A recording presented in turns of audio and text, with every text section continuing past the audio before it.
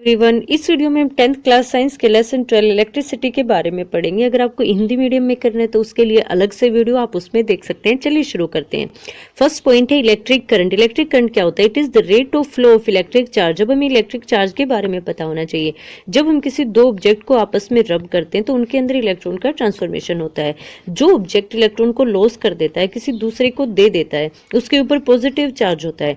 जो इलेक्ट्रॉन किसी दूसरे से लेता है उसके ऊपर नेगेटिव चार्ज होता है। जो गेन करेगा उसके ऊपर नेगेटिव चार्ज, जो लॉस करेगा उसके ऊपर पॉजिटिव चार्ज। तो ये दो तरह के चार्जेस होते हैं। यही हमारे पास इलेक्ट्रिक चार्ज होता है। अब इसमें यहाँ देखिए एक शब्द कह रखा है रेट। तो जहां पे भी रेट हो वहां बिना कहे समझ जाइएगा कि उसके नीचे टाइम है। जहां भी आपको रेट लिखा हुआ शब्द मिल जाए, रेट ऑफ, तो अब यहाँ आगे जो लिख रखा है वो तो ऊपर आएगा और रेट ऑफ आते ही नीचे अपने आप क्या आ जाएगा? टाइम। कि वो टाइम के बारे में बता रहा है, इतने टाइम के अंदर ये काम हो रहा है। तो अब यहाँ पे इसने क्या कह रखा है? इसी से हमारी डेफिनेशन निकल कर आती है। It is the rate of flow of electric charge. एक पॉइंट से दूसरे पॉइंट पर जब इलेक्ट्रिक चार्ज फ्लो करेंगे, मान लीजिए वो पहले इस पॉइंट पर थे, फिर वो इस पॉइंट तक चले गए, तो ये कितने टाइम में गए हैं वो हमारा क्या हो जाएगा? इलेक्ट्रिक करंट हो जाएगा। अब हमें पता है कि हर ऑब्जेक्ट के अंदर इलेक्ट्रॉन होते हैं। कोई भी हमारे पास ऑब्जेक्ट है उसके अंदर इलेक्ट्रॉन्स हैं।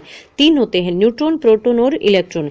हमारे पास जो न्यूक्लियस होता है उसके अंदर होते हैं न्यूट्रॉन और प्रोटॉन, और इलेक्ट्रॉन उसके चारों तरफ ऐसे चक्कर लगा रहे होते हैं ऑर्बिट्स के अंदर। तो अब हर कोई भी ऑब्जेक्ट है उसके अंदर इलेक्ट्रॉन तो होंगे ही, लेकिन वो इलेक्ट्रॉन इस तरह से होते हैं, उनकी कोई फिक्स डायरेक्शन नहीं होती। लेकिन जब हम इलेक्ट्रिक चार्ज की बात करेंगे तो इन सब की डायरेक्शन क्या हो जाएगी? सेम हो जाएगी। ये एक ही डायरेक्शन के अंदर फ्लो करेंगे। इस तरह से हम इसकी डेफिनेशन को याद रख सकते हैं कि एक पॉइंट से दूसरे पॉइंट पर इलेक्ट्रिक चार्ज इतनी फिक्स टाइम में फ्लो करते हैं। अब मान लीजिए मैं आपको कह रही हूँ कि 10 सेकेंड्स के अंदर 30 कूलाम चार्ज एक पॉइंट से दूसरे पॉइंट पर फ्लो हो रहा है। अभी जो कूलाम है वो क्या है? जैसे हम डिस्टेंस को मेजर करते हैं, हम किसी और क्वांटिटी को मेजर करते हैं, मापते हैं, तो उसी तरह हम क्या करते हैं? इलेक्ट्रिक चार्ज को कूलाम के अंदर मापते हैं। अगर हमें बड़ी क्वांटिटी में मापना है तो उसके लिए हम फेराडे का यूज करेंगे। फेराडे के अंदर क्या होता है? 1 फेराडे हमारे पास 90500 कूलाम चार्ज के इक्वल होता है। अलग अलग यूनिट्स होती हैं, बड़ी छोटी, तो जिसकी हमें रिक्वायरमेंट हो हम उसके हिसाब से इसको मेजर कर सकते हैं। तो अब इसने क्या दिया कि 10 सेकेंड्स के अंदर 30 कूलाम चार्ज एक पॉइंट से दूसरे पॉइंट पर फ्लो हो रहा है। अगर हमें 1 सेकेंड का निकालना हो तो क्या करेंगे? हम 1 सेकेंड के अंदर, देखिए 10 सेकेंड के अंदर 30 कूलाम चार्ज फ्लो हो रहा है, तो 1 सेकेंड में कितना होगा? 30/10। तो इस तरह से जब हम इसको कट करेंगे तो हमारे पास क्या आएगा? 3 कूलाम पर सेकेंड। एक सेकेंड के अंदर कितने कूलाम चार्ज फ्लो हो रहा है? 3 कूलाम।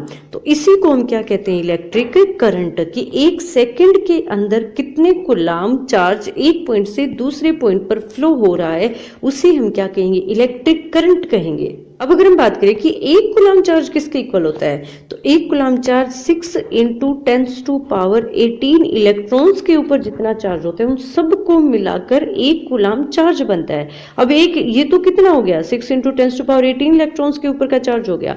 अगर हमें पूछा जाए कि एक इलेक्ट्रॉन के ऊपर कितना चार्ज होता है, तो एक इलेक्ट्रॉन के ऊपर हमारे पास जो चार्ज होता है वो होता है 1.6 × 10⁻19 कूलाम। ये हमारे पास एक इलेक्ट्रॉन के ऊपर चार्ज होता है, और हमारे पास जो एक कूलाम होता है वो होता है 6 × 10⁻18 इलेक्ट्रॉन्स के चार्ज के बराबर। अब हम बात करते हैं हम इसको शो कैसे करेंगे। हम चार्ज को हमेशा क्यू के फॉर्म में, क्यू अगर आपको कहीं पे भी फॉर्मूले के अंदर लिखा हुआ मिल जाए तो समझ जाइए वो क्या है? Electric charge. टी आपको पता ही है, टी टाइम के लिए होता है। अब क्यू तो चार्ज के लिए हो गया, टी टाइम के लिए होगा, तो आई किसके लिए है? आई होता है इलेक्ट्रिक करंट के लिए।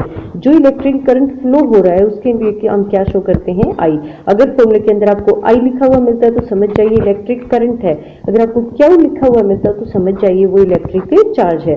और टाइम का सबको पता ही है, तो इस तरह से इसका फॉर्मूला बन जाता है। जैसे मैंने अभी आपको समझाया था कि 10 सेकेंड के अंदर 30 कूलाम चार्ज फ्लो हो रहा है, तो एक सेकेंड के अंदर कितना फ्लो होगा? 30/10। अब यहाँ पे ध्यान से देखिए, ऊपर क्या है? चार्ज, जो कि यहाँ आया हुआ है, और नीचे क्या है? टाइम, जो कि नीचे आया हुआ है। तो इस तरह से इसका फॉर्मूला बन जाएगा I = Q/T, charge upon time. जैसे इलेक्ट्रिक चार्ज को हम कूलाम के अंदर मापते हैं, वैसे इलेक्ट्रिक करंट को हम एम्पियर के अंदर मापते हैं। जैसे डिस्टेंस के लिए हमारे पास किलोमीटर, मीटर, सेंटीमीटर होता है, वैसे ही अब हमारे पास 1 मिली एम्पियर होता है 10⁻³ एम्पियर, और 1 माइक्रो एम्पियर हमारे पास होता है 10⁻6 एम्पियर। अब हमें जितने की जरूरत हो हम उसके अकॉर्डिंग इसको माप सकते हैं। हमारे घरों में जो नॉर्मली लाइट आती है उसके अंदर हम एम्पियर का यूज करते हैं, 1 एम्पियर। अब 1 एम्पियर हमारे पास क्या होता है, तो उसके लिए मैं आपको एक आसान सा तरीका बता देती हूँ। आपकी ये बहुत इंपॉर्टेंट क्वेश्चन है कि 1 एम्पियर को डिफाइन कीजिए। अब यहाँ एक बात देखिए, आप अगर ये आपको फॉर्मूला पता है तो आप आसानी से 1 एम्पियर को डिफाइन कर सकते हो। 1 ampere is equal to 1 coulomb upon 1 second, ठीक है। टाइम की जगह क्या आ जाएगा, 1 सेकेंड आ जाएगा। अब यहाँ पे हम कह सकते हैं कि जब 1 सेकेंड के अंदर 1 कूलाम चार्ज एक पॉइंट से दूसरे पॉइंट तक फ्लो हो रहा है, तो उस टाइम उस वायर के अंदर से 1 एम्पियर इलेक्ट्रिक करंट फ्लो होगा। अब हमारे पास 1 एम्पियर तभी तो आएगा जब कूलाम और टाइम बिल्कुल इक्वल होंगे। तो हम इसको 1 ले सकते हैं कि जब 1 सेकेंड के अंदर 1 कूलाम चार्ज एक पॉइंट से दूसरे पॉइंट के अंदर फ्लो करेगा, तो उस टाइम पे हमारे वायर के अंदर से 1 एम्पियर इलेक्ट्रिक करंट फ्लो होगा। तो इस तरह से हम डिफाइन कर सकते हैं 1 एम्पियर को। इस फॉर्मूले के बेस पे जब मैं आपको आगे क्वेश्चन करवाऊंगी तो आपको और अच्छे से समझ आ जाएगा। चलिए अब आगे इलेक्ट्रिक सर्किट देख लेते हैं। इलेक्ट्रिक सर्किट क्या होता है, एक कंटिन्यूस मतलब जहां बीच में कोई भी रुकावट ना आए। अगर कहीं एक भी जगह कट है, अगर कहीं एक भी जगह फॉल्ट आ गया या हमने उसको बीच में से बंद कर दिया, जैसे हमारे घरों में जो लाइट आती है ना, उसके अंदर हम क्या करते हैं, स्विच का यूज करते हैं। वो स्विच क्या करता है, उस सर्किट को ही बीच में से बंद कर देता है, उसको आगे फ्लो नहीं होने देता। तो हमें क्या चाहिए, कंटिन्यूस चाहिए, बीच में कहीं पे भी कोई भी रुकावट उसके अंदर नहीं होनी चाहिए। एंड क्लोज्ड पाथ, वो पूरी तरह से बंद होना चाहिए। अगर हमने क्या किया, किसी वायर को लिया और उसको इस तरीके से लगा दिया, तो अब इसके अंदर से इलेक्ट्रिक करंट फ्लो होगा, अब नहीं होगा इसके अंदर से। हमें जो चाहिए वो कंटिन्यूस और क्लोज चाहिए, तो अब ये क्लोज भी होना चाहिए साथ में। An electric current is called an electric circuit. तो एक ऐसा पाथ जो कंटिन्यूस भी है और क्लोज भी है और जिसके अंदर से इलेक्ट्रिक करंट फ्लो हो रहा है, तो उसे हम क्या कहेंगे, इलेक्ट्रिक सर्किट कहेंगे। इसके अंदर क्या क्या होता है, इलेक्ट्रिक सर्किट के अंदर एक बैटरी का होना बहुत जरूरी है। एक सेल का भी हम यूज कर सकते हैं, सिंगल सेल का। अगर इस तरह से शो किया जाए तो समझ जाइए वो एक सिंगल सेल है। अगर ये ज्यादा है तो इसका मतलब वो एक बैटरी है। तो इसके अंदर 2 होते हैं, पॉजिटिव और नेगेटिव। और हमारे पास जो डायरेक्शन होती है वो हमेशा पॉजिटिव से नेगेटिव होती है। वो पॉइंट छूट गया, मैं आपको अभी समझा दूंगी कि हमारे पास जो इलेक्ट्रिक करंट है उसकी डायरेक्शन क्या होती है।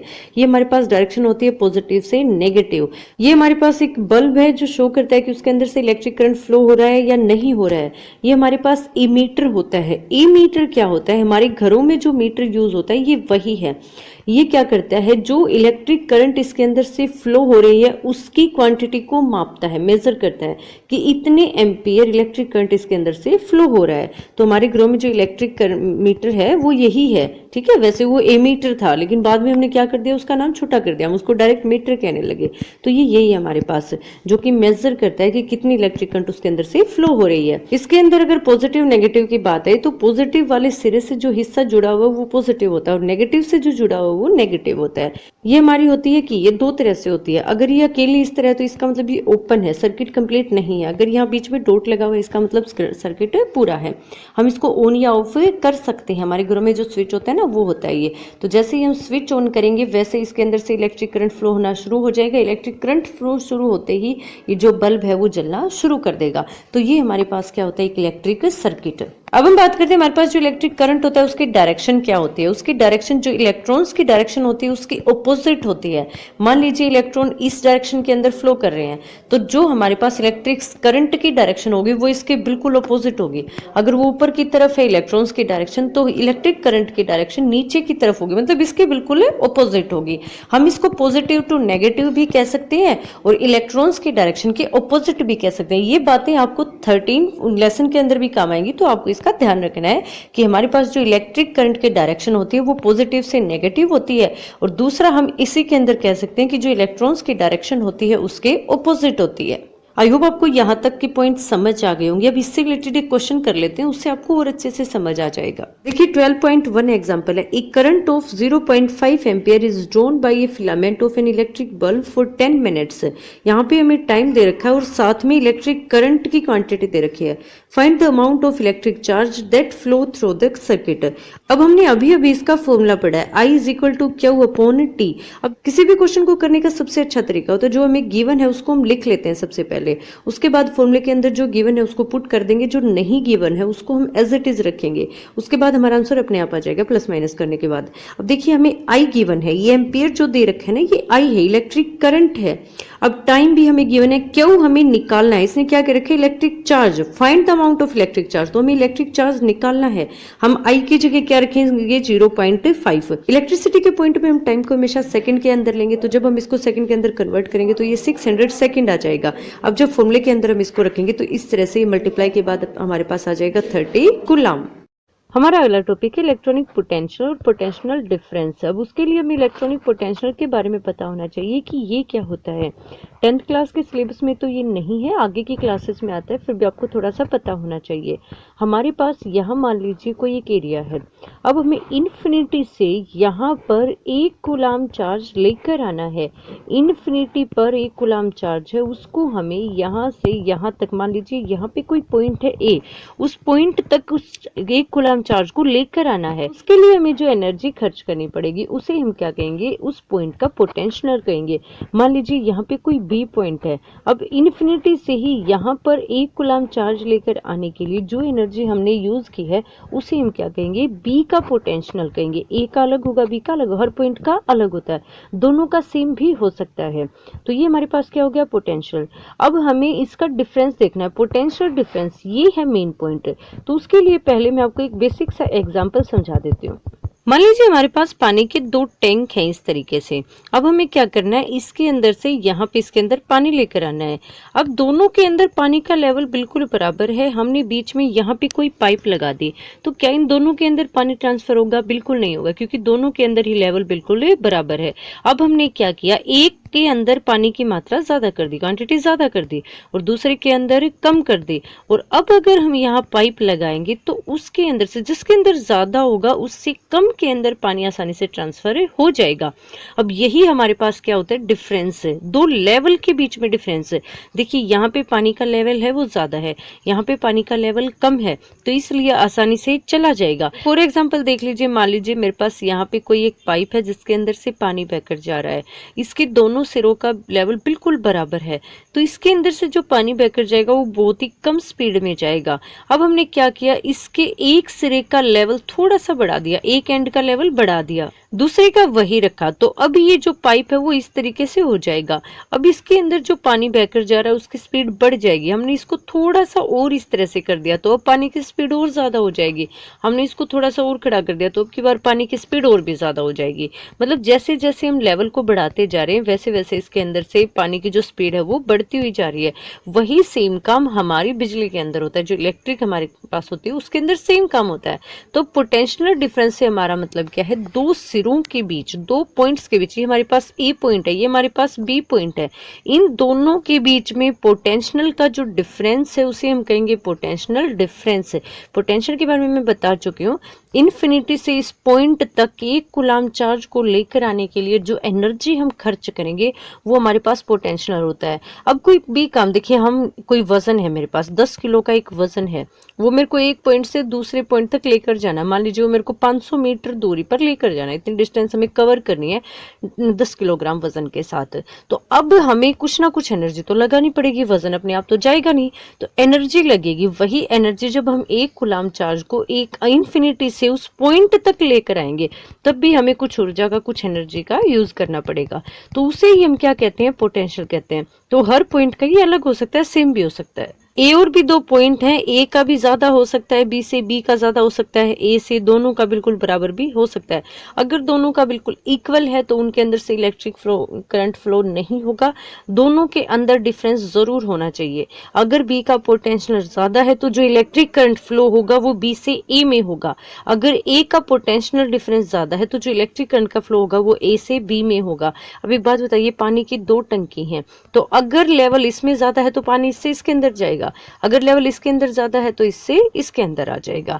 तो जिसके अंदर पोटेंशियल की मात्रा ज्यादा होगी उसके अंदर से दूसरा जो भी पॉइंट है उसके अंदर इलेक्ट्रिक करंट फ्लो होगा। अब इसकी डेफिनेशन देख लीजिए, लिखना कैसे है। The electric potential difference between 2 points in electric circuit carrying some current as the work done to move a unit charge from one point to the other. अगर आप इसको समझ के करोगे तो आपको डेफिनेशन को रटने की जरूरत नहीं पड़ेगी। देखिए इसके अंदर क्या रखा है, a unit charge from one point to another, one point से सेकेंड पॉइंट तक 1 कूलाम चार्ज लेकर जाना है, उसके लिए हमें कुछ एनर्जी की जरूरत पड़ेगी। उस एनर्जी, देखिए कोई एनर्जी हम यूज करते हैं तो उसे हम क्या कहते हैं, वर्क कहते हैं। वर्क और एनर्जी सेम बात ही है। अब एक बात बताइए, हम कह रहे हैं कि हमने इतना वर्क किया है, कोई भी एक, मान लीजिए हम एक वजन लेकर एक जगह से दूसरी जगह पे जा रहे हैं, या फिर हम कोई डिस्टेंस कवर कर रहे हैं, हम कुछ भी कर रहे हैं जिसको हम ये कह रहे हैं कि हमने ये वर्क किया है। हमने वर्क नहीं किया, हमने अपनी एनर्जी उस जगह लगाई है। तो इसलिए वर्क और एनर्जी दोनों को ही हम किस में मापते हैं, जूल के अंदर मापते हैं। तो अब इसने कह रखा है कि एक कूलाम चार्ज को एक पॉइंट से दूसरे पॉइंट तक ले जाने के लिए जो एनर्जी लगी है, उस एनर्जी को इसने क्या नाम दे दिया, वर्क डन। वर्क दो होते हैं, वर्क टू बी डन और work not to be done. अब इसके अंदर फर्क क्या है मैं आपको वो भी बता देती हूँ। मान लीजिए हमारे पास कोई 10 kg का ऑब्जेक्ट है, जिससे हम एक पॉइंट से दूसरे पॉइंट तक मान लीजिए 1 किलोमीटर की डिस्टेंस कवर करके हम इसको दूर लेके गए हैं। अब इसकी पोजीशन बदल गई है, पहले ये अलग जगह पे था, अभी अलग जगह पे है। पोजीशन बदलने की वजह से हम कह सकते हैं कि वर्क डन। लेकिन हमने क्या किया, हम क्या कर रहे हैं, सुबह से सीढ़ियों के ऊपर चढ़ रहे हैं, फिर नीचे आ रहे हैं, फिर चढ़ रहे हैं, फिर नीचे आ रहे हैं, बार बार बार बार। तो अब एक बात बताइए, क्या उस पोजीशन में हम कह सकते हैं कि हमने वर्क किया है? क्या किसी और को देखने से लगेगा कि इन्होंने कुछ वर्क किया? बिल्कुल नहीं लगेगा, क्योंकि उस समय कोई भी पोजीशन चेंज नहीं हो रही है। किसी भी ऑब्जेक्ट की पोजीशन के अंदर कोई भी चेंज नहीं आ रहा है, तब नहीं कह सकते कि वर्क डन। तो उस समय क्या होगा, work not to be done. जब किसी ऑब्जेक्ट की पोजीशन चेंज होती है तभी हम उस कहते हैं कि वर्क डन हुआ है, अदरवाइज हम नहीं कह सकते कि वर्क डन है। तो अब इस डेफिनेशन के अंदर वर्क डन से हमारा मतलब क्या है कि एक पॉइंट से दूसरे पॉइंट तक एक कूलाम चार्ज को लेकर जाने के लिए जो वर्क किया गया है उसे हम क्या कहेंगे, पोटेंशियल डिफरेंस कहेंगे, जिसको हम V से शो करते हैं, V से डिनोट करते हैं। इसको जैसे हम I से किसको करते हैं, इलेक्ट्रिक करंट को, Q से किसको करते हैं, इलेक्ट्रिक चार्ज को, ऐसे ही हम V से किसको करते हैं, पोटेंशियल डिफरेंस को। और W से हमारा क्या हो जाएगा, वर्क डन। तो अब इसको शो कैसे करेंगे, मतलब इसको फॉर्मूला कैसे बनाएंगे? अब हमने उसके अंदर क्या पढ़ा था, I = Q/T, मतलब एक सेकंड के अंदर या फिर जो टाइम हमें गिवन है उसके अंदर इतने कूलाम चार्ज एक जगह से दूसरी जगह पे जा रहा है, तो इतने एम्पियर इलेक्ट्रिक करंट फ्लो हो रहा है। अब यहाँ पे जो पॉइंट बनेगा वो बनेगा V = W/Q, मतलब इतना चार्ज एक पॉइंट से दूसरे पॉइंट तक लेकर जाने के लिए हमें इतने जूल वर्क करना पड़ेगा, तो उसे हम क्या कहेंगे, वोल्ट कहेंगे। अब यहाँ पे क्वेश्चन आ सकता है कि 1 वोल्ट को डिफाइन कीजिए, ये बहुत इंपॉर्टेंट है। 1 वोल्ट, 1 एम्पियर, 1 ओम, इन सबको डिफाइन कीजिए। ये क्वेश्चन एक एक नंबर में बहुत बार आ जाती है, आपको कोई भी पॉइंट मिस नहीं करना है। तो अगर हमें 1 वोल्ट को डिफाइन करने के लिए बोल दे तो हम उसको कैसे करेंगे, इस फॉर्मूले से ही करेंगे, बिल्कुल आसान है, ये मुश्किल नहीं है। अब देखिए ये हमारे पास 1 कब आएगा, V = W/Q है। अब इसका आंसर 1 कब आएगा, जब या तो ये दोनों एक दूसरे के इक्वल हो, कैंसिल होकर 1 आ जाए, या फिर ये भी 1 हो और ये भी 1 हो। तो हमें 1 के लिए करना है, तो हम इन दोनों को ही 1 1 लेकर चलेंगे, दोनों को ही हम यूनिट लेकर चलेंगे, इसको भी और इसको भी। तो जब हम एक कूलाम चार्ज को एक पॉइंट से दूसरे पॉइंट पर लेकर जा रहे हैं और उसके लिए हमें 1 जूल वर्क करना पड़ता है। अब हमें कोई एक ऑब्जेक्ट है वो एक जगह से दूसरी जगह पर ले जाना है, तो उसके लिए हमें एनर्जी खर्च करनी होगी, जिसे हम क्या कहेंगे, वर्क कहेंगे। तो जब एक कूलाम चार्ज को एक पॉइंट से दूसरे पॉइंट पर ले जाने के लिए 1 जूल वर्क किया जाएगा, तो उसे हम क्या कहेंगे, 1 वोल्ट कहेंगे, 1 वोल्ट कहेंगे। तो ये हमारी क्या हो जाएगी, 1 वोल्ट की डेफिनेशन। बहुत इंपॉर्टेंट है, आपको स्पेशली इसका ध्यान रखना है। चलिए अब इससे रिलेटेड एक क्वेश्चन देख लेते हैं, उससे आपको और अच्छे से समझ आ जाएगा। How much work is done in moving a charge of 2 coulomb across 2 points having a potential difference 12 volt? अब इसने जो दे रखा है वो आप लिख लीजिए। सबसे पहले देखिए वोल्ट दे रखा है इसने, पोटेंशियल डिफरेंस इसको हम किससे शो करते हैं, V से। V = 12 वोल्ट, वोल्ट इसकी यूनिट होती है, इससे हम इसको मापते हैं। तो अब यहाँ पे इसने 2 कूलाम, ये क्या दे रखा है हमें, चार्ज दे रखा है, तो उसको हम किससे डिनोट करते हैं, Q से। इसका मतलब क्या है, 2। अब हमें फॉर्मूला पता है, V = W/Q। तो हम W की जगह हमें क्या करना है, देखिए इसने क्या पूछ रखा है क्वेश्चन में, how much work is done. How much work, इसका मतलब हमें वर्क निकालना है, तो जो निकालना होता है उसको वैसे का वैसा रख लेते हैं। अब हमें क्या दे रखा है, इसने कितना दे रखा है, 2, तो हम इसकी जगह 2 रख लेंगे। और वोल्ट हमें कितना दे रखा है, 12 दे रखा है। तो हम यहाँ क्या करेंगे, देखिए ये इस तरफ किस में है, डिवाइड में, ये उस तरफ जाके किस में हो जाएगा, मल्टीप्लाई में। तो जब हम 2 की 12 से मल्टीप्लाई करेंगे तो हमारे पास कितना आ जाएगा, 24 जूल, और वर्क को हम किस में शो करते हैं, जूल में, तो इसलिए हमारा आंसर क्या हो जाएगा 24 जूल हो जाएगा। आप इसको फॉर्मूले के अंदर रख के आसानी से कर सकते हो सकता है कि आपको वर्क दे दिया जाए और चार्ज दे दिया जाए और साथ में कह दे कि पोटेंशियल डिफरेंस निकालो, या फिर पोटेंशियल डिफरेंस और वर्क दे दे आपको, कह दे कि चार्ज निकालो, तो आप फॉर्मूले के अंदर जो दे रखा है उसको रख दीजिए, जो नहीं दे रखा उसको वैसे का वैसा रखिए, एज इट इज रखिए, उसको कोई दिक्कत नहीं है। तो अपने आप क्रॉस मल्टीप्लाई वगैरह करने के बाद जो आपको निकलना है उसको एक तरफ रखिए, बाकी सारे को दूसरी तरफ ले जाइए, आपका आंसर आ जाएगा। आई होप आपको पोटेंशियल डिफरेंस से रिलेटेड सारे पॉइंट अच्छे से समझ आ गए होंगे। चलिए आगे देखते हैं। आगे हमारे पास है symbols of some commonly used component in circuit diagram. इसके अंदर हम देखेंगे कि सर्किट डायग्राम के अंदर कौन से कंपोनेंट्स यूज होते हैं और उनका सिंबल क्या क्या है। अगर हम इस तरह से सिंगल यूज करेंगे, एक हमारे पास बड़ा होता है, एक छोटा, यहाँ पॉजिटिव और नेगेटिव होते हैं, अगर सिंगल यूज करेंगे तो वो सेल हो जाएगा। अगर हम इस तरह से दो या दो से ज्यादा यूज करेंगे तो हमारे पास बैटरी या कॉम्बिनेशन ऑफ सेल होता है, बैटरी भी बोल सकते हैं और कॉम्बिनेशन ऑफ सेल्स भी बोल सकते हैं। उसके बाद हमारे पास होता है प्लग की और स्विच, इसको ओपन, ये दो तरह की होती है, ओपन और क्लोज। अगर ओपन है तो इसका मतलब हमारा जो सर्किट है वो कंप्लीट नहीं, अगर क्लोज है तो इसका मतलब हमारा सर्किट कंप्लीट है, हम इसको ऑन और ऑफ कर सकते हैं। उसके बाद हमारे पास है वायर जॉइंट। मान लीजिए यहाँ से हमारे पास कोई वायर जा रहा है, उसको कट करके हमें यहाँ से कोई और वायर इसके साथ जोड़ना है, तो उसे हम क्या कहेंगे, वायर जॉइंट। उसको इस तरह से हम पॉइंट के फॉर्म में शो कर देंगे। लेकिन हमें क्या करना है, एक वायर जा रहा है और उसके ऊपर से हमें दूसरा वायर क्रॉस करवाना है, हमें इसके साथ जोड़ना नहीं है, सिर्फ क्रॉस करवाना है। अब हमें क्या पता चलेगा कि यहाँ पे इसके साथ जॉइंट है या नहीं है, ये इसके ऊपर से क्रॉस हो रहा है। तो उसके लिए हमने क्या किया, जो भी वायर ऊपर से क्रॉस होगा उसको हम इस तरह से हल्का सा बेंड करके सीधा आगे ले जाएंगे, तो उससे हमें पता चल जाएगा कि ये इसके साथ कनेक्ट नहीं है, सिर्फ और सिर्फ ऊपर से इसकी क्रॉसिंग हो रही है। तो इसको हम क्या कहेंगे, वायर क्रॉसिंग विदाउट जॉइनिंग, मतलब जॉइनिंग के बगैर ऊपर से क्रॉसिंग करवाना। अगर यहाँ हमने पॉइंट बना दिया तो इसका मतलब वो उसके साथ कनेक्ट है।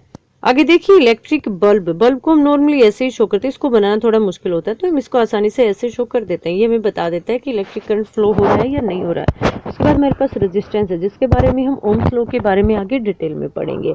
उसके बाद है वेरिएबल रेजिस्टेंस और रिहोस्टेट। अब इसके अंदर देखिए क्या है, वेरिएबल रेजिस्टेंस मतलब रेजिस्टेंस को हम अपने अकॉर्डिंग ज्यादा या कम कर सकते हैं, और जितना हमें इलेक्ट्रिक करंट की जरूरत है उतना ही हम फ्लो करेंगे। हम मान लीजिए हमारे पास कोई फोन है, वो फोन उसकी कैपेसिटी कम है, वो फोन छोटा है, तो उसका जो चार्जर है वो क्या करेगा, आगे से तो मान लीजिए ज्यादा लाइट आ रही है लेकिन वो उसको रोक देगा, उसका रेजिस्टेंस ज्यादा कर देगा, उसके रेजिस्टेंस को चेंज करके वो इलेक्ट्रिक करंट को कम कर देगा। आगे जब हम रेजिस्टेंस के बारे में पढ़ेंगे तो मैं आपको और अच्छे से समझा दूंगी। तो वो क्या करेगा, उस फोन के अंदर जितनी इसको रिक्वायरमेंट है उतनी ही लाइट जाने देगा, उससे ज्यादा नहीं जाने देगा। तो वेरिएबल रेजिस्टेंस का मतलब क्या होता है कि वो रेजिस्टेंस को चेंज करके इलेक्ट्रिक करंट को कंट्रोल करता है। और इस डिवाइस को हम क्या कहते हैं, रिहोस्टेट। आपने अपने घरों में वोल्टेज वगैरह का नाम सुना होगा। वो क्या करती है, वो किसी जैसे फ्रिज वगैरह से जुड़ी हुई होती है, तो जितनी जरूरत होती है ना वो सिर्फ उतनी ही लाइट को जाने देती है। अगर लाइट मान लीजिए इतनी ज्यादा आ रही है कि वो जो भी हमारे पास ऑब्जेक्ट है उसको जला देगी, तो उसके लिए उसको कम भी कर देगी, कंट्रोल कर देगी। और अगर वो लाइट कम आ रही है, उस कम होने की वजह से उसको नुकसान होने की संभावना है, तो वो उसको बढ़ा भी देगी। तो उसे हम क्या कहेंगे, रिहोस्टेट कहेंगे। और वो किस बेस पे काम करती है, वेरिएबल रेजिस्टेंस पे, मतलब रिहोस्टेट के अंदर वेरिएबल रेजिस्टेंस होता है। आगे हमारे पास है एमीटर। ये इलेक्ट्रिक करंट को मेजर करने के लिए होता है कि इतने इलेक्ट्रिक करंट हमने अपने घरों के अंदर यूज किया है, या फिर कोई वायर है उसके अंदर से इतने एम्पियर का इलेक्ट्रिक करंट फ्लो हो रहा है, तो ये किसको यूज मेजर करने के लिए होता है, इलेक्ट्रिक करंट को। एमीटर, एम्पियर से भी आप इसको याद रख सकते हैं, एम्पियर किसकी यूनिट होती है, इलेक्ट्रिक करंट की, तो इसलिए हम इसको किससे शो करते हैं, ए से। आगे हमारे पास है वोल्टमीटर। इसके नाम से हमें पता चल रहा है, देखिए वोल्ट किसकी यूनिट है, पोटेंशियल डिफरेंस की। तो पोटेंशियल डिफरेंस को मेजर करने के लिए जिस डिवाइस का यूज किया जाता है उसे हम वोल्टमीटर कहते हैं। ये हमारे पास इलेक्ट्रिक करंट को मेजर करेगा और ये हमारे पास पोटेंशियल डिफरेंस को मेजर करेगा। आई होप आपको ये सारे पॉइंट समझ आ गए होंगे। चलिए अब आगे देखते हैं। हमारा अगला टॉपिक है ओम्स लॉ। ओम्स लॉ के अंदर क्या है, the potential difference across the end of a given metallic wire in an electric circuit is directly proportional to the current flowing through it. अब हमें डायरेक्टली प्रोपोर्शनल का पता होना चाहिए। देखिए दो होते हैं, एक डायरेक्टली प्रोपोर्शनल और एक इनवर्सली प्रोपोर्शनल। डायरेक्टली प्रोपोर्शनल के अंदर क्या होता है, अगर एक बढ़ रहा है तो दूसरा भी बढ़ जाए, अगर एक घट रहा है तो दूसरा भी घट जाए, अगर एक के घटने से दूसरा घट रहा है तो और एक के बढ़ने से दूसरा बढ़ रहा है तो उसे हम कहेंगे डायरेक्टली प्रोपोर्शनल। और अगर इसका अपोजिट हो जाए, एक के इंक्रीज होने से दूसरा डिक्रीज हो जाए या एक के डिक्रीज होने से दूसरा इंक्रीज हो जाए तो उसे हम कहते हैं इनवर्सली प्रोपोर्शनल। अब इसके अंदर डायरेक्टली प्रोपोर्शनल है और किस किस के बीच में है वो देखिए। सबसे पहले potential difference across the end of a given metallic wire. एक वायर दे रखी है मेटल की, तो इसके दोनों एंड्स के बीच में जो पोटेंशियल डिफरेंस है वो किसके डायरेक्टली प्रोपोर्शनल होता है, जो उसके अंदर से इलेक्ट्रिक करंट फ्लो होता है उसके डायरेक्टली प्रोपोर्शनल होता है। मैं आपको एग्जांपल से समझाती हूँ, फिर आपको और अच्छे से समझ आ जाएगा। देखिए हमारे पास एक पाइप है, तो अब इस पाइप का जैसे जैसे हम लेवल बढ़ाते जाएंगे वैसे वैसे इसके अंदर जो वाटर फ्लो हो रहा है उसकी जो स्पीड है और उसकी जो क्वांटिटी है वो बढ़ती जाएगी। अगर स्पीड बढ़ेगी तो पानी ज्यादा जाएगा इसके अंदर से। अब इसका लेवल मान लीजिए स्टार्टिंग में ऐसा था, तो इसके अंदर पानी का जो बहाव होगा वो कम होगा। हमने इसके दोनों सिरों के दोनों जो एंड हैं उनके बीच में जो लेवल का डिफरेंस है वो ज्यादा कर दिया, ठीक है। अब उसकी वजह से इसके अंदर जो स्पीड थी उस वाटर की वो क्या हो जाएगी, ज्यादा हो जाएगी। अब जैसे जैसे हम इसके लेवल को बढ़ाते जाएंगे वैसे वैसे उसकी स्पीड भी बढ़ती जाएगी। हमने लास्ट टाइम पे इसके पॉइंट को बिल्कुल ऐसे खड़ा कर दिया, दोनों पॉइंट्स को। अब यहाँ पे जो लेवल का डिफरेंस है वो बहुत ज्यादा हाईएस्ट है, इससे ज्यादा नहीं हो सकता। तो अब यहाँ पे सबसे ज्यादा स्पीड होगी उस वाटर की और सबसे ज्यादा पानी इसके अंदर से जा सकता है। तो अब इससे हम क्या समझते हैं कि दोनों सिरों के बीच में जो दो एंड्स हैं उनके बीच में जो डिफरेंस है, लेवल का जो डिफरेंस है वो डायरेक्टली प्रोपोर्शनल होता है किससे, इसके अंदर से जो वाटर फ्लो होकर जा रहा है। हम कह सकते हैं कि इसके दोनों एंड्स के लेवल का जो डिफरेंस है वो इसके अंदर से जो वाटर फ्लो हो रहा है उसके डायरेक्टली प्रोपोर्शनल है। अगर हम लेवल के डिफरेंस को बढ़ा देंगे तो वैसे वैसे इसके अंदर से जो वाटर फ्लो होकर जाएगा उसकी क्वांटिटी भी बढ़ जाएगी। बिल्कुल सेम टू सेम यहाँ है। इसमें हमने एक मेटल की वायर ली, इसमें स्पेशली मेटेलिक क्यों बोला है, आपने क्या किया, एक ऐसे लकड़ी ले ली और उसको आप चाहे कितना ही डिफरेंस रख लें दोनों एंड्स के बीच में उसके अंदर से इलेक्ट्रिक करंट फ्लो नहीं होगा। तो इसलिए हमें किसकी लेनी है, मेटल की वायर लेनी है। अब इसके दोनों एंड्स के बीच में जो पोटेंशियल डिफरेंस है वो डायरेक्टली प्रोपोर्शनल होगा किसके, जो इसके अंदर से इलेक्ट्रिक करंट फ्लो होगा। अब जितना ज्यादा पोटेंशियल डिफरेंस होगा उतना ही इसके अंदर से जो इलेक्ट्रिक करंट फ्लो होगा वो बढ़ जाएगा। अगर हम पोटेंशियल डिफरेंस को कम कर देंगे तो इसके अंदर से जो इलेक्ट्रिक करंट फ्लो हो रहा है वो भी डिक्रीज हो जाएगा, कम हो जाएगा। अगर हम इसके पोटेंशियल डिफरेंस को बढ़ा देंगे तो वैसे वैसे वो जो करंट है इसके अंदर से जो इलेक्ट्रिक करंट फ्लो हो रहा है वो भी बढ़ जाएगा। अब यहाँ पे डायरेक्टली प्रोपोर्शनल के लिए एक सिंबल का यूज किया जाता है इस तरह से। अब मैं आपको ये इनवर्सली के लिए बता देती हूँ कि इनवर्सली के अंदर क्या होता है। उसके लिए हम नीचे यूज करते हैं, यहाँ पे ये डायरेक्टली है तो ये बिल्कुल सीधा है। अगर ये इसके इनवर्सली प्रोपोर्शनल में होता तो उसके लिए हम 1/i का यूज करते, इसको नीचे ले आते, लेकिन अभी हमने इसके साथ ये सीधा यूज किया क्योंकि डायरेक्टली प्रोपोर्शनल है। तो ये हमारे पास जो सिंबल होता है वो होता है प्रोपोर्शनल के लिए। तो V is directly proportional to I, potential difference is directly proportional to electric current. तो यही हमारे पास क्या होता है, ओम्स लॉ। अब इस सिंबल को हम ऐसे कैसा नहीं रख सकते, इसको हटाने के लिए हमें किसी कांस्टेंट की जरूरत पड़ती है। कांस्टेंट की जरूरत मतलब जब पोटेंशियल डिफरेंस भी वही रहेगा और इलेक्ट्रिक करंट भी वही रहेगा तो हमारे पास जो ये R की वैल्यू है ये हमेशा फिक्स रहेगी, ये चेंज नहीं होगी। इसलिए हम इसको क्या बोलते हैं, कांस्टेंट। दो तरह के वर्ड्स होते हैं, कांस्टेंट और एक वेरिएबल। कांस्टेंट वो होते हैं जिनकी वैल्यू कभी चेंज नहीं होती। जैसे मैं कह रही हूँ कि 10, तो 10 की वैल्यू कहीं पे भी चेंज नहीं होगी, आप उसको कहीं पे भी यूज कीजिए। लेकिन मैं कह रही हूँ कि X, Y, Z, A, B, C, तो उसकी जगह हम कोई भी वैल्यू रख सकते हैं, वो हमारे पास वेरिएबल होते हैं। तो अभी सिंबल को हटाने के लिए हम एक कांस्टेंट लेंगे और उस कांस्टेंट को हमने क्या शो कर दिया, R, और इसका नाम क्या रख दिया हमने, रेजिस्टेंस। तो अब यहाँ पे एक फॉर्मूला बन गया, V is equal to I R. V यहाँ पे पोटेंशियल डिफरेंस है, R यहाँ पे रेजिस्टेंस है और I हमारे पास इलेक्ट्रिक करंट है। अब इससे हम R की वैल्यू भी निकाल सकते हैं, जो रेजिस्टेंस हमने निकाला। मैं आपको रेजिस्टेंस के बारे में भी बता दूंगी, फिलहाल आप फॉर्मूला ध्यान से देख लीजिए। तो R is equal to V upon I, ये हमारे पास किसका फॉर्मूला हो जाता है, रेजिस्टेंस का। V is equal to I R, ये फॉर्मूला आपको जरूर से जरूर ध्यान रखना है, आगे बहुत सारे क्वेश्चन आएंगे तो उसके अंदर इसका यूज होगा। ओम्स लॉ से हमने किसकी वैल्यू निकाल ली, आर की, और जिसे हम क्या कहेंगे, रेजिस्टेंस। अब इसकी यूनिट भी देख लेते हैं। हम रेजिस्टेंस को ओम से मापते हैं। ये हमारे पास जो यूनिट्स हैं जैसे ओम है, एम्पियर है, कूलम है, ये सारी की सारी साइंटिस्ट के नाम से रिलेटेड होते हैं, तो आपको इतना ज्यादा डिटेल में जाने की जरूरत नहीं है, बस आप इसको याद रख लीजिएगा। जैसे हमने 1 एम्पियर 1 वोल्ट को डिफाइन किया था, वैसे ही आपके क्वेश्चन में आ सकता है कि 1 ओम को डिफाइन कीजिए। अब हमने फॉर्मूला तो निकाल लिया, R = V/I। अगर आपको फॉर्मूला याद है तो आपको डिफाइन करने में दिक्कत नहीं आएगी। अब इसमें वोल्ट और इलेक्ट्रिक करंट है, तो इन दोनों हमारे पास आंसर कब आएगा, जब या तो ये दोनों एक दूसरे के इक्वल हो, या ये भी 1 हो और ये भी 1 हो। तो अब हम क्या करेंगे, जब 1 वोल्ट पोटेंशियल डिफरेंस होगा, 1 वोल्ट पोटेंशियल डिफरेंस होगा और साथ में 1 एम्पियर इलेक्ट्रिक करंट फ्लो हो रहा होगा, तो उस टाइम वो जो भी ऑब्जेक्ट है उसका जो रेजिस्टेंस होगा वो क्या हो जाएगा, 1 ओम रेजिस्टेंस उसके अंदर हो जाएगा।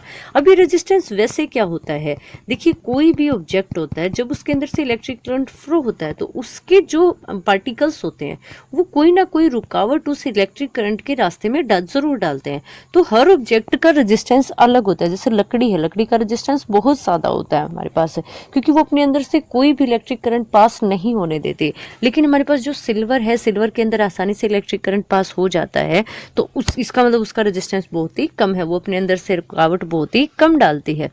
मान लीजिए हम किसी रास्ते के अंदर से जा रहे हैं, उस रास्ते के वो बिल्कुल खाली है एक तरह से, उसके अंदर कोई भी रुकावट नहीं है, तो आसानी से हम उसके अंदर चल सकते हैं।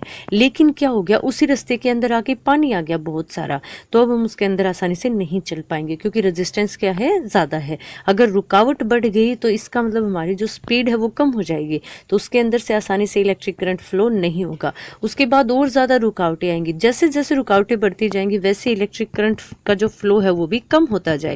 तो हमारे पास रेजिस्टेंस क्या होता है, कोई भी ऑब्जेक्ट इलेक्ट्रिक करंट की फ्लो में जो एक रुकावट की तरह आता है, जो उसके रास्ते में रुकावट डालता है, उसे हम क्या कहेंगे, रेजिस्टेंस कहेंगे। और इसको किससे मापेंगे, हम 1 ओम से मापेंगे। तो आर हमारे पास क्या होता है, V/I। आपको ये फॉर्मूला जरूर ध्यान रखना है, V = I/R। आपको अगर पोटेंशियल डिफरेंस दे रखा है और रेजिस्टेंस दे रखा है तो आप इलेक्ट्रिक करंट निकाल सकते हो। आपको अगर पोटेंशियल डिफरेंस और इलेक्ट्रिक करंट दे रखा है तो आप रेजिस्टेंस निकाल सकते हो। दो कोई भी दे रखे तो तीसरा आप आसानी से वैल्यू रख के निकाल सकते हो, V = I/R। दो फॉर्मूले, एक हमारे पास पावर का होता है P = VI और एक V = I/R। ये दोनों के दोनों फॉर्मूले बहुत इंपॉर्टेंट है, आपको ध्यान रखने हैं। चलिए अब आगे देखते हैं। अब हम बात करते हैं हमारा जो रेजिस्टेंस है वो किन किन पॉइंट्स के ऊपर डिपेंड करता है। तो सबसे पहले वो डिपेंड करता है नेचर के ऊपर, कि हम जो भी वायर वगैरह ले रहे हैं वो किस नेचर का है। दूसरे नंबर पे वो डिपेंड करता है लेंथ के ऊपर। अब इसके अंदर क्या है, देखिए हमारे यहाँ ट्रांसफार्मर वगैरह जो होते हैं उनके आसपास जो घर होते हैं वहाँ पे लाइट ज्यादा आती है, और जैसे जैसे हम दूर जाएंगे वैसे वैसे वो लाइट कम होती जाएगी। तो अब इसके अंदर क्या है, जैसे ही हम लेंथ बढ़ाएंगे, इंक्रीज करेंगे, वैसे ही रेजिस्टेंस भी इंक्रीज हो जाएगा। और हमें पता है R = V/I होता है। अब ये देखिए उल्टा है ना, इनवर्सली प्रोपोर्शनल है। तो जैसे जैसे रेजिस्टेंस बढ़ेगा वैसे वैसे जो इलेक्ट्रिक करंट फ्लो हो रहा है वो कम हो जाएगा। उसके रास्ते में रुकावट ज्यादा आएंगी तो इलेक्ट्रिक करंट आसानी से फ्लो नहीं हो पाएगा। तो अब यहाँ पे दूरी अगर बढ़ गई, लेंथ अगर इंक्रीज हो गई, तो वैसे वैसे उसका रेजिस्टेंस बढ़ जाएगा, और रेजिस्टेंस बढ़ने की वजह से उसके अंदर इलेक्ट्रिक करंट फ्लो हो रहा है वो कम हो जाएगा। तो अब यहाँ हम कह सकते हैं कि resistance is directly proportional to length. अब हमारा जो तीसरा पॉइंट है वो होता है एरिया। एरिया के अंदर क्या, मान लीजिए हमारे पास कोई तार है, तो उस तार की जो मोटाई होगी वो क्या हो जाएगा, उसका एरिया हो जाएगा। अब इसके अंदर देखिए ये इसके इनवर्सली प्रोपोर्शनल होता है, और मैंने इनवर्सली के लिए आपको बताया था कि जब भी हम इनवर्सली प्रोपोर्शनल निकालेंगे तो वो अपोन में आ जाएगा। अब देखिए किसी तार का एरिया ज्यादा है, मतलब उसकी मोटाई ज्यादा है, तो उसके अंदर से ज्यादा इलेक्ट्रिक करंट फ्लो होगा। अब ज्यादा इलेक्ट्रिक करंट फ्लो होगा तो इसका मतलब उसका रेजिस्टेंस कम है। अब किसी का एरिया कम है, कोई वायर है वो बहुत ही पतला है, तो इसका मतलब उसके अंदर से इलेक्ट्रिक करंट बहुत ही कम फ्लो होगा, क्योंकि उसका जो रेजिस्टेंस है वो ज्यादा होगा, इंक्रीज हो जाएगा। तो अब इस तरह से हम कह सकते हैं कि जो हमारा रेजिस्टेंस होता है वो एरिया के इनवर्सली प्रोपोर्शनल होता है। मतलब एक इंक्रीज होगा तो दूसरा डिक्रीज हो जाएगा, एक डिक्रीज होगा तो दूसरा इंक्रीज हो जाएगा। तो अब इस तरह से हम कह सकते हैं कि हमारा जो रेजिस्टेंस होता है वो एक तो लेंथ के तो डायरेक्टली प्रोपोर्शनल होगा और एरिया के इनवर्सली प्रोपोर्शनल होगा। अब देखिए यहाँ पे भी सेम प्रोपोर्शनल का सिंबल है, तो इसको हटाने के लिए हम यहाँ पे क्या करेंगे, R = ρ L/A। अब ये जो रो हमारे पास सिंबल है ये होता है रेजिस्टिविटी का। अब अगर हम रजिस्टिविटी निकालना चाहें तो हम इस एरिया को इस तरफ ले जाएंगे, ये इस तरफ डिवाइड में, इस तरफ आके मल्टीप्लाई में हो जाएगा, और ये जो लेंथ इस तरफ मल्टीप्लाई में है, ये इस तरफ आके डिवाइड में हो जाएगा। 10th क्लास के बच्चे को इतना तो पता होना चाहिए कि एक तरफ अगर कुछ प्लस में है तो दूसरी तरफ इक्वल के दूसरी तरफ जो वो जाएगा तो माइनस का हो जाएगा, माइनस का है तो प्लस का हो जाएगा, मल्टीप्लाई का तो डिवाइड का, डिवाइड का है तो मल्टीप्लाई का। तो यहाँ पे वही सेम काम हुआ है। अब अगर हम रो का फॉर्मूला देखें तो वो क्या बन जाएगा, rho is equal to R A upon L. ये हमारे पास किसका, रजिस्टिविटी का फॉर्मूला हो जाएगा। अब अगर हम इसकी यूनिट की बात करें तो देखिए हम आर को किस में मापते हैं, रेजिस्टेंस को हम मेजर करते हैं ओम के, ओम का ये सिंबल होता है, उसके अंदर मैं आपको बताना भूल गई थी, यहाँ सुन लीजिए। एरिया देखिए कोई भी एरिया हम उसको किस में मापेंगे, मीटर स्क्वायर के अंदर, तो ये हो जाएगा हमारे पास मीटर स्क्वायर अपॉन एल। हमारे पास देखिए लेंथ को हम किस में मापते हैं, मीटर में, इसमें लेंथ इंटू ब्रेड्थ होता है तो इसलिए ये मीटर स्क्वायर हो जाएगा, लेंथ अकेला है तो अकेला मीटर हो जाएगा। 1 मीटर से ही 1 मीटर यहाँ पे कैंसिल हो गया तो हमारे पास क्या आ गया, ओम मीटर। तो अगर हम रजिस्टिविटी की यूनिट की बात करें तो ये क्या हो जाएगा, ओम मीटर। अगर अकेला ओम आया हुआ है तो इसका मतलब वो हमारे पास रेजिस्टेंस है, लेकिन हमारे पास ओम मीटर आया हुआ है तो इसका मतलब वो हमारे पास रजिस्टिविटी है। अब मैं आपको ये भी बता देती हूँ कि हमें रजिस्टिविटी की जरूरत कहाँ पड़ी, हमारे पास रेजिस्टेंस तो पहले से ही था, और रेजिस्टेंस और रजिस्टिविटी दोनों में डिफरेंस क्या है। हमें रजिस्टिविटी की जरूरत कंपैरिजन के मामले में पड़ी, जब हमें किसी दो ऑब्जेक्ट का आपस में कंपैरिजन करना था तो उस टाइम पे हमें रजिस्टिविटी की जरूरत पड़ी। अब इसके अंदर क्या है, मान लीजिए हमें सोने का एक तार है, एक वायर है, और एक एल्यूमिनियम का है, उन दोनों के आपस में कंपैरिजन करना है और देखना है कि किसके अंदर ज्यादा इलेक्ट्रिक करंट फ्लो होता है। तो उसके अंदर हम क्या करेंगे, एक की तो हमने मोटाई ज्यादा ले ली, एरिया ज्यादा ले लिया, और एक का एरिया कम ले लिया, तो वैसे तो हम नहीं कर सकते, हम तुलना नहीं कर सकते उस चीज की, वो गलत हो जाएगा। तो उसके लिए क्या किया गया, एक फिक्स बना दिया कि हम चाहे किसी का भी कंपैरिजन करेंगे तो हमेशा जो उसका एरिया होगा वो 1 मीटर स्क्वायर होगा और उसकी जो लेंथ होगी वो हमेशा 1 मीटर होगी। तो अगर ऐसा होगा तो उस टाइम पे हमारे पास जो रेजिस्टेंस आएगा, देखिए हमने जो रेजिस्टिविटी का फॉर्मूला अभी अभी किया था, आप एक बार उसको इसके अंदर रख के देखिए। आर हमारे पास क्या था, आर ए अपॉन एल। तो अगर एरिया की जगह भी हम 1 रख दें और लेंथ की जगह भी हम 1 रख दें तो ये जो रेजिस्टिविटी हमारे पास वो किसके बराबर हो जाएगी, रेजिस्टेंस के इक्वल हो जाएगी। तो जब हमारे पास 1 मीटर स्क्वायर एरिया होगा और साथ में 1 मीटर डिस्टेंस जो उसकी लेंथ है सॉरी वो हो जाएगी, तो उस टाइम पे हमारा जो रेजिस्टेंस है वही क्या कहलाएगा, रेजिस्टिविटी कहलाएगा। रेजिस्टिविटी अगर आपसे कोई पूछे कि क्या होती है तो वो कुछ अलग नहीं है, वो रेजिस्टेंस से बिल्कुल भी अलग नहीं है। वो रेजिस्टेंस का एक स्पेशल केस होती है जिसके अंदर हम हमेशा 1 मीटर स्क्वायर तो उसका एरिया लेंगे और 1 मीटर उसकी लेंथ लेंगे।